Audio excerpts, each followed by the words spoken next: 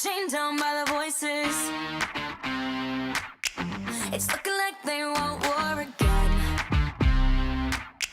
Though I've been Coming to you from the University of Minnesota, Rochester, our town. You said, yeah, they're better off without you. You know how they talk about you. Your fears coming true, and now you.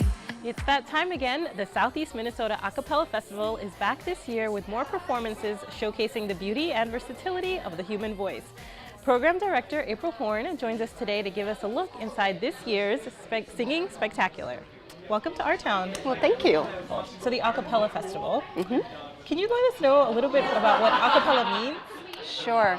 A cappella comes from a phrase of in the style of the church or in the style of the chapel.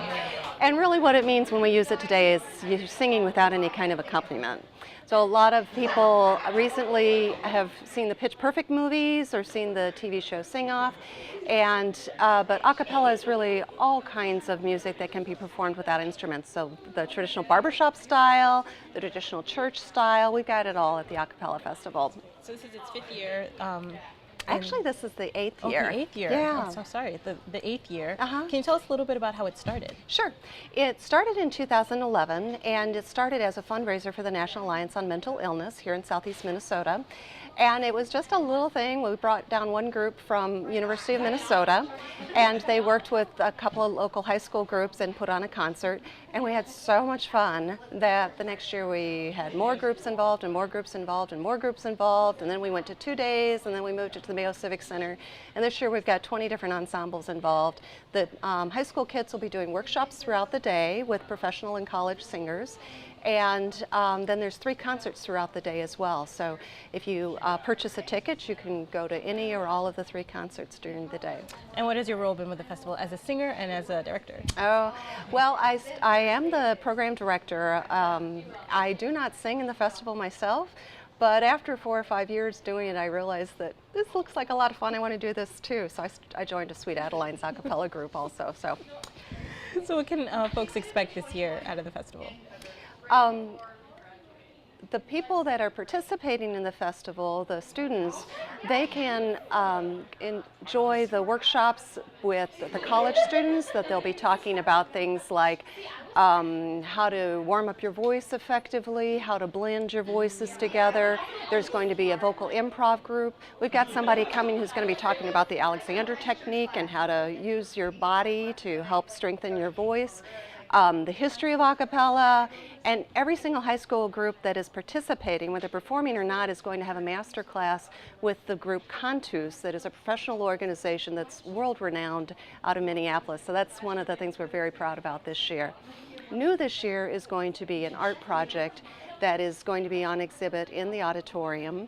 And Cantus, their theme for the fall was Alone Together, with the idea that never in history have we had more ways to connect with each other, and yet the divisions between communities and people and countries seems to be growing greater. So how can we come together and recognize our common humanity?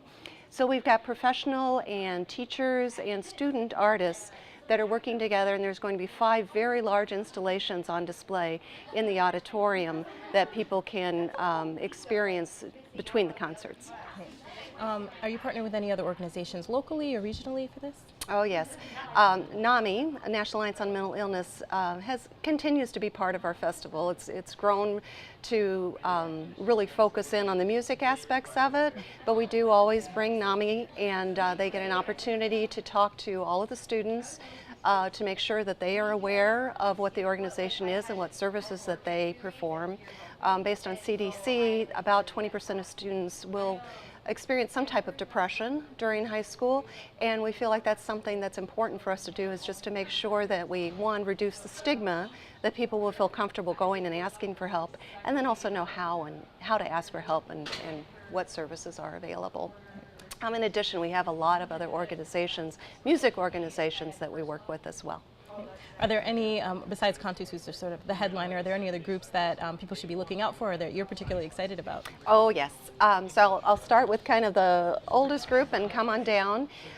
We have 2 community groups that are participating. They both happen to be barbershop this year. One is Gambit, which is a very popular local group, and the other is a very young group called Highmark, and they just last weekend won the Land O'Lakes District Championship, so I'm pretty excited to have them there. We also have 2 college groups coming. One from Minnesota State University, and then also from St. Olaf. The Limestones will be coming down. This will be their first appearance at the Cappella Festival. And then we have many, many high school groups. We've got Bella Voce and Arioso, and high schools from ensembles from John Marshall and Century and Dobryota, Cass and Manorville. I better stop or I'll miss somebody. But so something for everybody. Yes. That's great. How can people get tickets or find out more information? And can you remind us again the date of when this is happening? It's on November 17th. There are 3 concerts throughout the day that are public, one at 11, one at 1:30, and one at 7. Contus will be in after the intermission at the 7 o'clock concert. And they can go to our webpage, www.semnacapella, that's with 2 P's and 2 L's, .org. Thanks a lot, April. Thank you.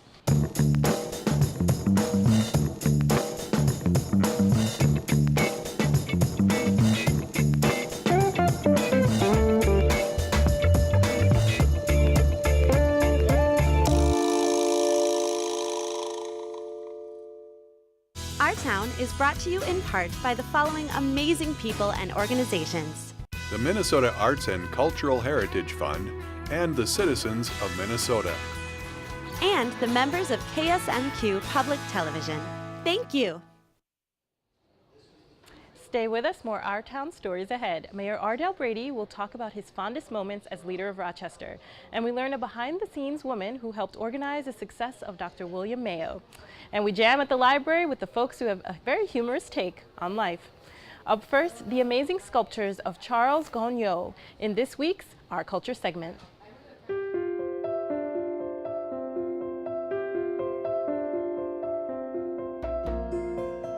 Chuck used to say that every sculpture should be like 10,000 paintings. When you walk around it, you're going to see a new view of it, a new perspective, and that's like a new painting. And he's right.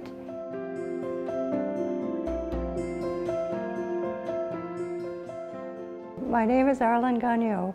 I'm the founder and director of the Charles Eugene Gagnon Museum and Sculpture Garden in Rochester, Minnesota. Our goal in the museum is to be an art museum, to be an educational museum, and to be a healing museum. All of these are related to the sculptures. People will be able to enjoy unique, copyrighted bronze sculptures. All of them are permanent. They'll be able to see his drawings, which have never been shown before. We'll be able to have changing exhibitions, which are related to inspirations in his life. So the sculptures are all very hopeful. Many of them are reaching and looking towards the sky and the heavens. The hands are his signature hands that are all open in prayer, again reaching toward the heavens for the unknowns.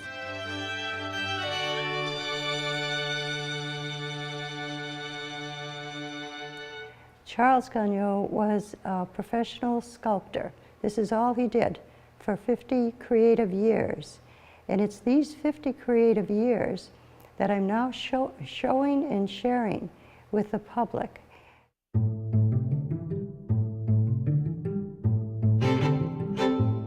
The themes of the sculptures are the dance theme, the religious themes.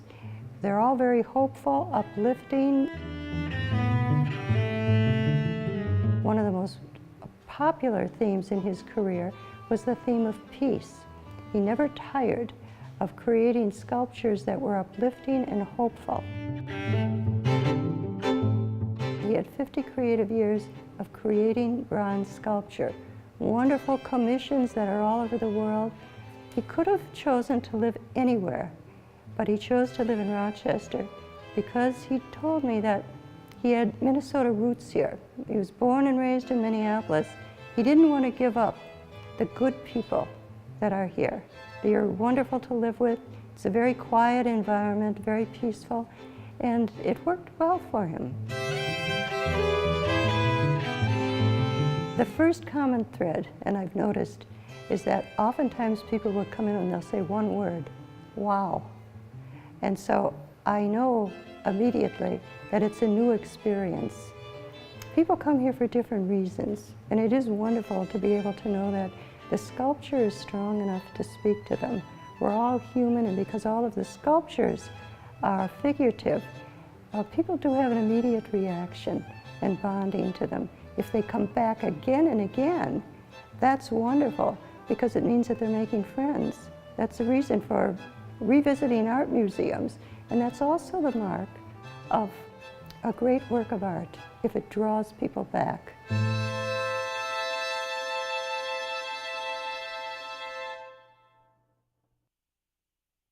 It's my hope that the museum is welcoming, that people feel that this is a very positive experience, that it has given them hope in their lives if that's what they need, and it's given them peace. For more information about this story and other Our Town features, connect with us on Facebook, Twitter at KSMQ #OurTown, or ksmq.org/ourtown.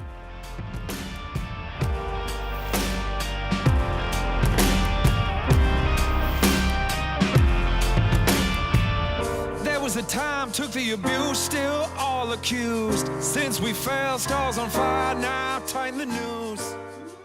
Hey viewers out there in TV land, just emphasizing that we definitely want your feedback about Our Town. We're in our 8th season and absolutely love telling the stories of the people, places, and issues of Rochester. So please share your thoughts with us at rochester@ksmq.org. Story ideas, interesting people, can't miss events, we want to hear all about it. And speaking of things going on Saturday, November 20th, Rochester area volunteers are sponsoring an event to raise funds and awareness about the global scourge of human trafficking and what we can all do to help end it in our community. The events begin at 9 a.m. at Calvary Evangelical Free Church with brunch, a speaker, and items for sale, including crafts and baked goods. Check out all the details at www.lovejustice.ngo/Rochester. And if you can't make it to the event but want to learn more about the reality of human trafficking right here in southern Minnesota, check out KSMQ's documentary, It Happens Here Too, which is available on our website at ksmq.org. Interactive, immersive art with a dose of technology is at the heart of the newest exhibit at the Rochester Art Center. Artists on the Verge is an exhibit that is activated by the viewer at 5 unique installations. In fact, the art doesn't work if you don't participate. But not to worry, you're not on stage, so check it out from 10 a.m. to 5 p.m. most days except Friday, when the rack is open until 9 p.m. Closed Sundays. More intriguing details at rochesterartcenter.org. High school sweethearts Jack and Kitty have some unique relations, but they've turned their colorful past into an organic vaudeville and jug band folk performance. Their next trip to Rochester will be Friday, November 16th at Kinney Creek Brewery. It runs from 7 to 10 p.m. and it's absolutely free. And one last reminder from us, Election Day is Tuesday, November 6th. To find your polling place in Rochester, visit rochestermn.gov and click on the link under the Government tab. The Rochester Area Chamber of Commerce will be hosting a 2018 election reflection event on Thursday, November 8th from 11:30 a.m. to 1 p.m. If you're interested in talking about how the results of Tuesday's election will impact your business and the community, details are available at rochestermnchamber.com. And coming up next, we tame an ostrich and play music to divine insurance offers in this week's Walkabout segment.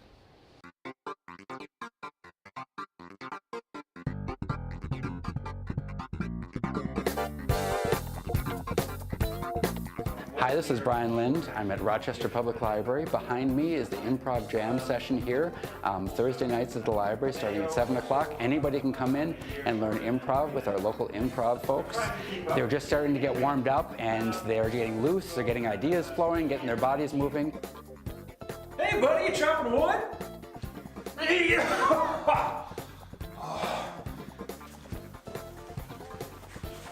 Oh, this is such an interesting world peace campaign. Yes. Oh, you must be shopping for insurance. I am shopping for insurance because if you play the right note, the insurance will make itself known. Oh, there it is. improv, what you want to do is you really want to agree with each other. You want to be able to say yes and. So if your partner says, here's a pizza, you can't say, no, that's a hubcap. You need to agree, go with the flow on the scene, and you really build something together. You really depend on each other to make wonderful scenes together. And they can be funny, they can be dramatic, they can also be very poignant. I really like how you're taming that ostrich. No. Just a few more minutes and he'll be totally tamed. But you're so very active and avid about it. Well, look at me. I'm very virile. I know. You know, I get off work in a half hour. What's your shoe size? We have several folks. We actually have a couple from the Netherlands who did improv in the Netherlands who found us through the library. We have some people that work at Mayo. We have somebody who just moved to town not long ago who's a stand-up comic who also likes improv. This is Brian Lynn signing off from Improv Jam here at the library. He's probably one of the most well-known faces around the city, and he joins us right here to share his thoughts on a mayor's life. Stay tuned. Our past, remembering what made us who we are today. Brought to you by the History Center of Olmsted County. Nora Guthrie was a behind-the-scenes aide to the development of Mayo Clinic. As Dr. William Mayo's personal secretary, she had a front row seat to the exciting developments happening in the growing medical practice. Guthrie was first hired as an editor and writer in Mayo Clinic's Division of Publications. In 1918, she volunteered with the American Expeditionary Forces, serving as a stenographer at U.S. Army Base Hospital 26 in France, along with Mayo Clinic physicians and nurses. She also cared for wounded soldiers and organized social activities, including a French dinner, a Thanksgiving feast, and a Christmas concert. Shortly after arriving home, Dr. William Mayo offered her a job as his personal secretary. When Dr. Will died in 1939, Guthrie received many personally addressed condolences from physicians and patients. She worked at Mayo Clinic as a writer and editor until retiring in 1954.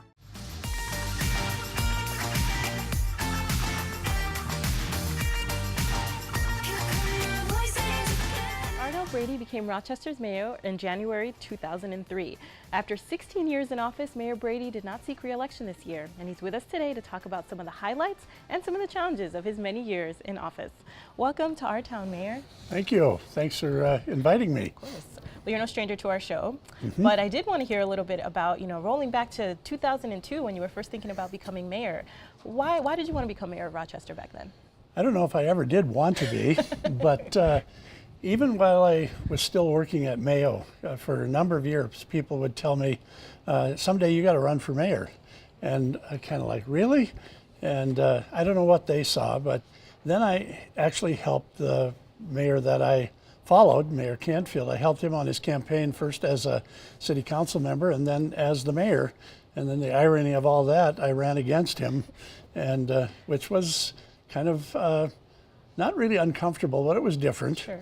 And then won, but it was people that kept saying to me, you should run for mayor someday. So that encouragement was really helpful. Yep. So has there been anything that's really surprised you about the role in these 16 years? Yeah, and it really was that first year somebody asked me that same question, and I said, it's the number of events that you're invited to go to. And after a few years, I started to just kind of count them at the end of the year. I just look at the computer and all the things that got on my calendar. And it averaged within probably 20 each year of 1,350 events per year. And that's not all Monday through Friday, it's not all 8 to 5, but it's that, and that doesn't count the people that maybe just walk into the mayor's office, either want to chit chat or they got a problem that they look for the mayor to solve. But it's that busyness, but it's also a real joy to be able to represent the city, whether you're welcoming a big convention here or conference, or actually internationally, representing the city, whether it's in our partner cities that we have one in Germany, China, and South Korea, and also being invited to Saudi Arabia once. And I always say on that one, if you can't be the king, it's not bad being guest of the king. But also I had the privilege of visiting our troops twice, once in Kosovo and once in Kuwait. Yeah, I think that would surprise so many people that our mayor has been all over the world representing the city. I know you have represented you've gone to visit the troops in Iraq. You've had visiting dignitaries here in Rochester, and then most recently, or maybe not most recently, but earlier this year or last year, you were in India. Yes. Can you tell us a little bit about that trip? Well, that was fascinating too, and spent a fair amount of time, obviously, on yoga and meditation, and doing that, which was part of it was challenging to do that, and but also, and I wish I could keep it up. I think I need to have an instructor with me, like we had there. But to be able to visit the place where Gandhi had done his work, Rishikesh, and stayed there, and also met a Swami, and Swamiji, and a great guy. And I remember saying, well, only Swami I'd ever heard of was Johnny Carson when he was Karnak and so on. But fascinating individual. And it was interesting in two things. One, to see the poverty that's there. It's quite depressing, that part, that the number of people that are just living on the side of the road. Maybe their shelter is a piece of plywood or tin that's kind of over it, out there in the rain. Animals right around them, but then also being in a bigger city where you see some of the, the luxury that's there as well. But and then of course going to the Taj Mahal and seeing that was built by one of the persons for his girlfriend or whatever it was at that time. A fascinating experience again for one's life, and made some friends from around the States as well that were there with us. But yeah, I can't even really begin to just kind of click them off, that the number of things that I've been able to do in representing the city of Rochester throughout the world, and again, locally, and the state of Minnesota and the United States as well. And I mean, some of that global representation, what do you think, why do you think that's important for a city like Rochester? Well, first of all, we have that little clinic that's just up the street that is one of the reasons that sometimes you get selected to go places. But to represent this great city, it's the third largest one in Minnesota, and the people that are here, and anytime we can do that and show the world, in many cases, what we have here in this Mayo Clinic, that's the best in the world, and invite people to come visit us, live here, work here, all of those things. You're often the welcome wagon in a way. Yes, very much so, and you become kind of the de facto ambassador. Maybe it's not de facto. Yeah, you are the official. Sure. One of the other things that you've done when you're not doing all sorts of things out there in the world, you've been a big champion for the arts as well. What do you plan to do after? I think there's been such a push around the arts while you've been here as mayor. In your life post-mayor, what is your support of the arts going to be looking like? Well, I'm hopefully that I will still continue to have civic music, civic theater, all those things to go to and to support, and to do that as well. Yeah, I'm honored by the fact that even most recently we had what I call our Oscars here, recognizing the arts, and they named that Oscar here as Artie, named after me. I told them at the time, I said, you can do better than that, and they said, no, it was a unanimous vote. But we've been doing that now for 7 years, I think it is, and to recognize all the wonderful art that's being done, visual and musical, theatrical, and art for trails, and all of those things that happen here in the city. And so I'm really proud to be able to support that and also to promote it. I think back when I was president of the League of Minnesota Cities, that was my initiative that year. And I know some of the staff first kind of looked at me like, really? And I said, every city has some sort of festival or something that the arts are part of. And so we had every one of our board meetings monthly, we had one of the cities tell us about what the arts were. And there was one of them, he didn't think they had any art in their city, but he started to ask, and later he said at the meeting, he said, I guess I found out I was more artsy than I thought, this person, that yes, there are, and every community has that, and it's something that I think fills our soul and gives us, optimism to do something, and many of it is for our neighbors too and our people that live here, so it's great. I'm sure there's been many highlights in this 16-year long journey. Can you maybe briefly tell us about a challenge that really sticks in your mind in the last? Well, one I wasn't successful with, and to me it kind of fits with being a compassionate city and all that. I tried twice that we should be able to start our city council meeting with prayer. And both times I didn't get that passed. The council didn't go along. It was not that they should be promoting a particular religion. In fact, I thought it was an opportunity to show the diversity that we have in our community with all of the various religions. And so that's one thing I'm disappointed that I wasn't able to do, but I'm glad that when I use that word compassion, that we've kind of gotten in, that a lot of people are working on that to be this compassionate city. Sure. So wrapping up here, tell me one thing you're looking forward to about your retirement. Well, I always liked Kent Herbig, who was first baseman for the Minnesota Twins, said, "What are you going to do?" And he says, "I'm going to do nothing. Isn't that why you work?" But no, I've been challenged already with some things that people would like me to continue being an ambassador for the city. But first and foremost, many of you know, my wife has been in a nursing home and has dementia and dialysis and all of that, and I will be able to visit her much more often. Great. Well, thank you so much, Mayor, and thank you for your service. You're welcome. Thank you. Thank you. And thank you all for joining us. I know I will be checking out the Southeast Minnesota Cappella Festival and hope to see you there. And from the University of Minnesota Rochester, we will see you next week.